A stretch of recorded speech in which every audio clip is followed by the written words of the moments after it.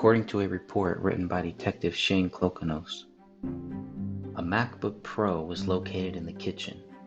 The device was found to be powered on and active. After the Bureau of Criminal Apprehension had completed processing it for physical evidence, I turned the Wi-Fi and Bluetooth off. There was a text document on the desktop of this device titled Myth that had the words, "I have loved you all with all of my heart." Later examination of this device showed this text document had last been saved on December 14, 2014 at 4:10 p.m., but an autosave version of this document, the open document, had been last saved on December 25, 2014 at 1:18 p.m. Texting on a different Apple MacBook found that text documents created, then saved and opened at a later time and had changes made to the document will be autosaved after 60 seconds of inactivity. This computer was kept in its awake state and transported to the ECU by Detective Olson for forensic examination. The laptop, labeled as AV-8, was opened to a black screen on the kitchen island when authorities entered the house. The device was plugged into a power outlet just above the kitchen sink, and the screen was black. Love was written on the laptop cover. Blood and partial fingerprints were visible on the laptop surface and keyboard. Several bloodstains were visible on the kitchen island counter next to the laptop. When the laptop was swabbed for DNA purposes, the black screen awoke to reveal a text message reading, "I have loved you all with all of my heart." I was not certain if this note was saved or otherwise date or time stamped, Detective Brian Bone reported. The note was not signed and was in the format of a typed note.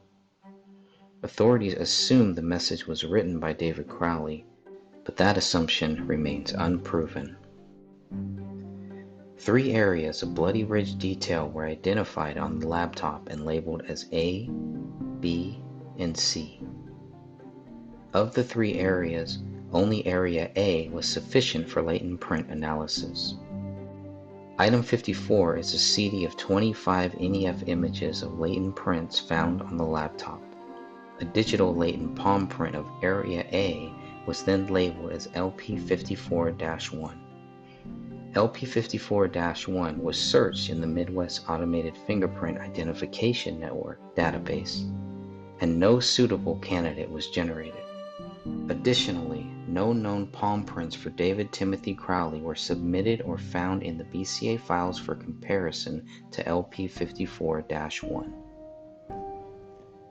Item 23 is blood swabbed on the surface of the laptop. DNA results tie the blood to Komel while excluding David and Raniya. According to Joe Cooksley, the item 23 bloodstain was in close proximity to apparent bloody ridge detail. A chemical was used to enhance the ridge detail. The ridge detail was documented with photographs prior to and after the application of the enhancement chemical. Blood found on the A key of the laptop was swabbed and labeled as item 24. Though collected and itemized, the blood on the A key was not submitted for DNA testing. The blood wall. BCA crime scene team lead Joe Cooksley noted no latent prints observed on writing in blood on west living room wall. Item 11 is a swab of the blood writing on the living room wall. Specifically, this item is the second A in ALLAHU. The blood pointed to a single source matching Komel while excluding David and Raniya. The writing appeared to be in blood, Detective Brian Bone wrote in his report, and written with somebody's hand and fingers, as you can see individual finger marks in the writing. Similarly, the B in Akbar was swabbed and labeled as item 12. However, item 12 was not tested for a DNA source, which is interesting since Joe Cooksley requested DNA analysis on both items 11 and 12. Item 40 is the pin found next to the notepad on the computer desk. Blood found on the grip of the pin was labeled as item 40-1.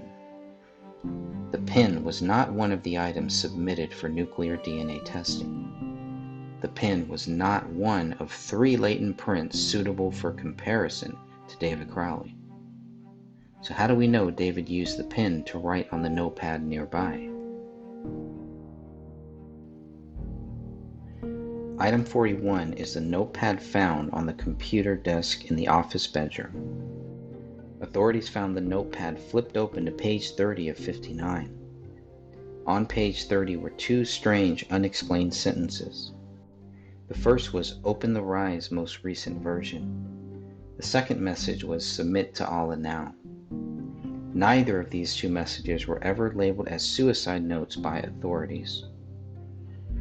More importantly, who can prove David wrote the 2 messages?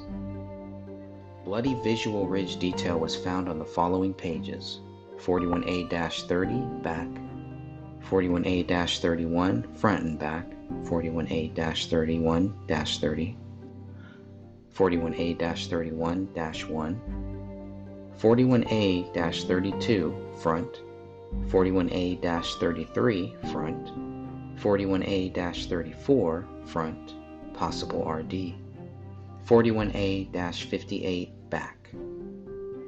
Items 41A-35, 41A-36, and 41A-37 had minimal apparent blood on the bottom edges.